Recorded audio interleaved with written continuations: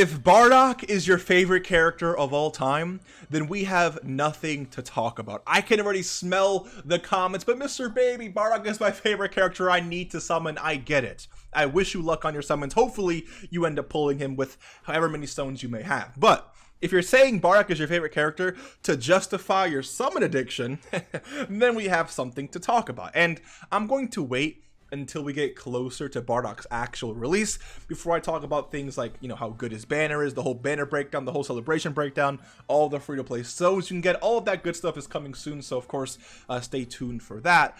But today, I just want to make sure everyone understands, you know, where we're at right now, because the title of this video does say easy skip, and I want to explain myself before, you know, anyone gets any wrong ideas. I am not going to sit here and call Tech Bardock mid. Unfortunately, the entire community of Dokkan, not the entire, like a good portion of the community, when a character releases that is like, you know, the best unit in the game, and the character after that doesn't live up to that same power, a majority of the community just yells mid. And Bardock suffers from this because he came after Path to Power Goku, who is, you know, arguably, probably is, I do think so, the best TOR right now in Dokkan, right? And Bardock dropped after him. If you see people saying Tech Bardock is mid, it's just not true. He's not a bad Dokkan Fest whatsoever, okay? It's just the way that it is.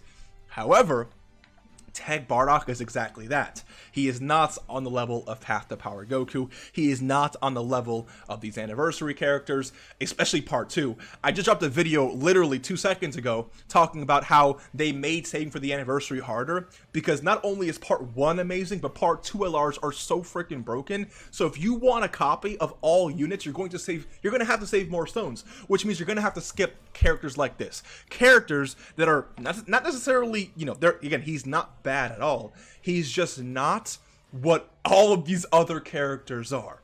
If you're not the biggest fan of Bardock, this is the easiest skip for you. Saiyan Day. Even if you don't, let's just say you don't care about the anniversary. I'm a big save for the anniversary advocate, but let's just say, for example, frick the anniversary, right? I can almost guarantee that Saiyan Day is going to have or drop a better character than this, okay? Saiyan Day happens on March 18th. Stay tuned for that.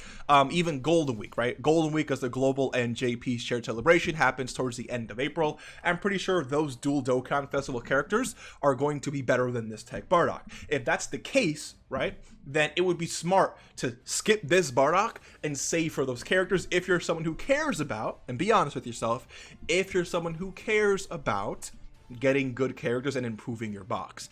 Tech Bardock here, again, is not a bad character at all. It's just, I don't know, it's like, and he also, his banner suffers from the same thing with Path to Power Goku's banner, where it's like, on his banner, he does have the new Int Tora, right? And this Int Tora, let's say you end up summoning and you pull this Int Tora. If you have this Int Tora, but you don't have this Bardock, he just becomes mid. Now, with Goku's case, the Android 8, you know, it doesn't necessarily need to be on Goku's banner to be decent, but he definitely still needs a Goku to be on the team to make him work so much better, right? So it's like, if you're summoning, this is another banner, another example where you pull Tora, you're now going to want to use more stones to pull Bardock. And once you pull both of these characters, you're going to end up realizing, just like, again, they're good, but they're not going to be characters that you're going to be running too often. Just be honest with yourself is all I'm really trying to get you to understand. All right, are you someone who's saying you're summoning because he's your favorite character, or is that a justification for you to lie and to feed your summon addiction? Are you summoning because you really want him? Are you summoning because you're actually going to use him?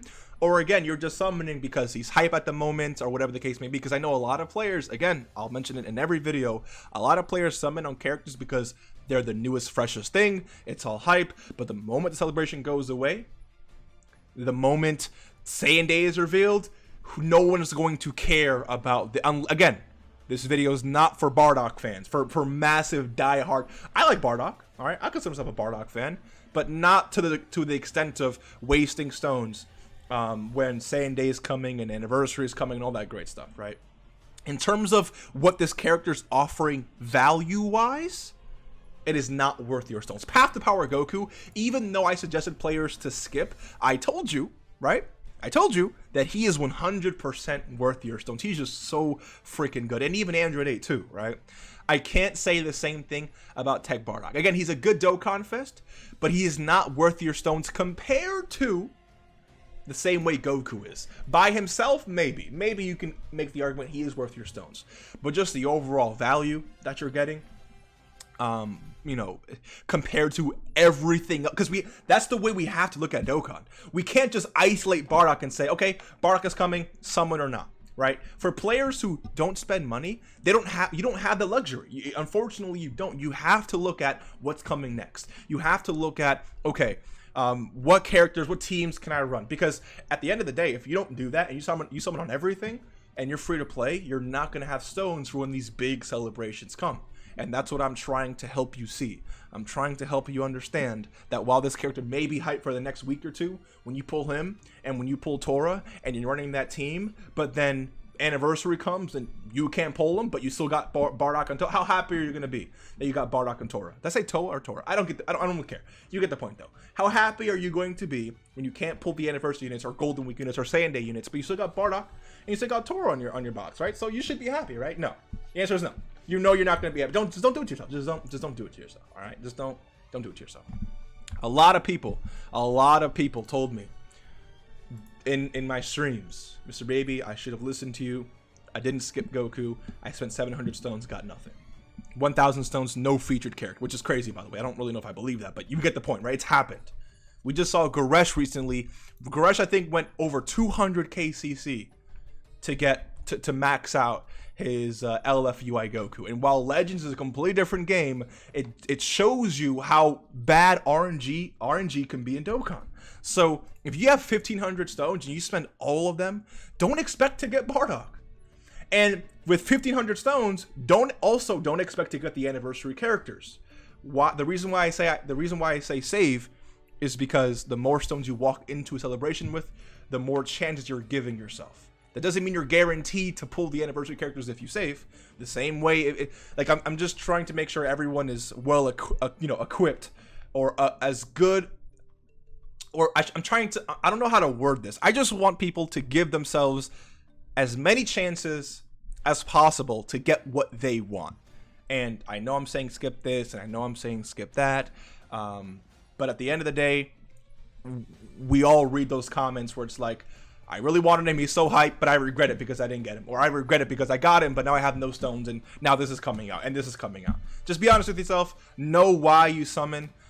Is it just because addiction, or because you genuinely like Bardock? Bardock, compared to everything else, is a very easy skip this year. And it's just unfortunate. I do think his card should have been a lot better. He's definitely not bad. Again, he's not a bad character. I definitely do think, respect needs to be put on his name, but I don't think he's as good. Actually, I can tell you, he's not as good as Path to Power Goku. He's not as good as all these other characters releasing, not even close to the anniversary characters. And if you're someone who cares about value, cares about building the best teams, this is not the way to do that. But again, you summon. I'm going to be saving. Hopefully you pull him if you want to. But just objectively speaking, he's just not as good as all these other characters. But, he's still going to be a fun character to run. His animations are cool. And yeah, so hopefully you enjoyed. I will see you in the next one, and I just can't wait, man, to read these comments saying, oh, I should have listened to you. I should have listened. I'm down this many stones. And just I don't want you guys to be down bad. And summoning for characters like this, even if you pull them, will leave you down bad, especially when the new hype thing comes out. So, hopefully you save your stones. I'll be here to help you. But yeah, so I'll see you guys in the next one. Take care, and good luck is all I'm going to say. Good luck, and good luck.